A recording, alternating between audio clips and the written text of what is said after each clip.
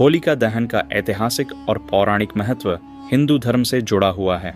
यह प्रहलाद, हिरण्यकशिपु और होलिका की कथा से संबंधित है, जो भक्तिपूर्ण आस्था और बुराई पर अच्छाई की जीत का प्रतीक है। पौराणिक कथा। हिरण्यकशिपु एक असुर राजा था, जिसने कठोर तपस्या करके भगवान ब्रह्मा से यह वरदान प्राप्त किया कि वह न किसी मनुष्य, न किसी पशु से, न दिन में, न रात में, न घर के अंदर, न बाहर, न किसी अस्त्र शस्त्र से मारा जा सके। इस वरदान के कारण वह अहंकारी बन गया और स्वयं को भगवान मानने लगा। उसने अपने राज्य में विष्णु भक्ति को प्रतिबंधित कर दिया, लेकिन उसका पुत्र प्रहलाद भगवान विष्णु का अनन्य भक्त था। हिरण्यकशिपु ने प्रहलाद को विष्णु भक्ति छोड़ने के लिए कई बार धमकाया और जब वह नहीं माना तो उसे मारने की योजना बनाई। उसने अपनी बहन होलिका की मदद ली, जिसे वरदान था कि वह आग में नहीं जल सकती।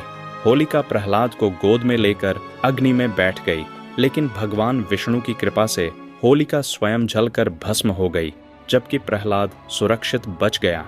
अहंकार का नाश। यह कथा यह संदेश देती है कि अहंकार और अधर्म का अंत निश्चित है। भक्ति की विजय, सच्ची भक्ति और ईश्वर में विश्वास रखने वाले की हमेशा रक्षा होती है। बुराई पर अच्छाई की जीत। होलिका दहन बुराई के अंत और अच्छाई की विजय का प्रतीक है। इसी कारण फाल्गुन पूर्णिमा की रात को लकड़ियों और उपलों का ढेर जलाकर होलिका दहन किया जाता है, जिससे यह प्रतीकात्मक रूप से बुराई के अंत और सत्य की जीत को दर्शाता है। होलिका दहन पूजा विधि। होलिका दहन की पूजा में रोली, माला, अक्षत, गंध, पुष्प, धूप, गुड्डा, कच्चे सूत का धागा, बतासे, नारियल एवं पंचफल इत्यादि पूजा की सामग्री के रूप में एक थाली में रखे जाते हैं। इन सभी चीजों को होलिका दहन के समय होलिका के पास रखा जाता है। फिर श्रद्धा भाव से होलिका के चारों ओर 7 से 11 बार कच्चे सूत के धागे को लपेट दिया जाता है। होलिका दहन के बाद सभी सामग्रियों को एक एक करके होलिका में आहुति दी जाती है और फिर जल से अर्घ्य प्रदान किया जाता है। इसके पश्चात होलिका दहन के बाद पंचफल और चीनी से बने खिलौने इत्यादि को आहुति के रूप में समर्पित करने का विधान है।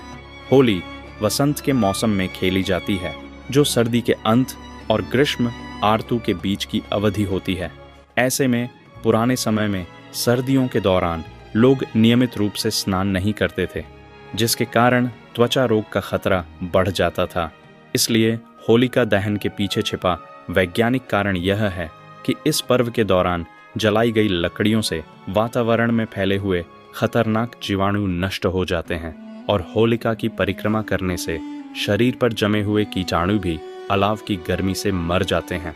वहीं देश के कुछ हिस्सों में होलिका दहन के बाद लोग अपने माथे और शरीर पर होलिका की राख लगाते हैं, जिसे मानसिक और शारीरिक स्वास्थ्य के लिए अच्छा माना जाता है।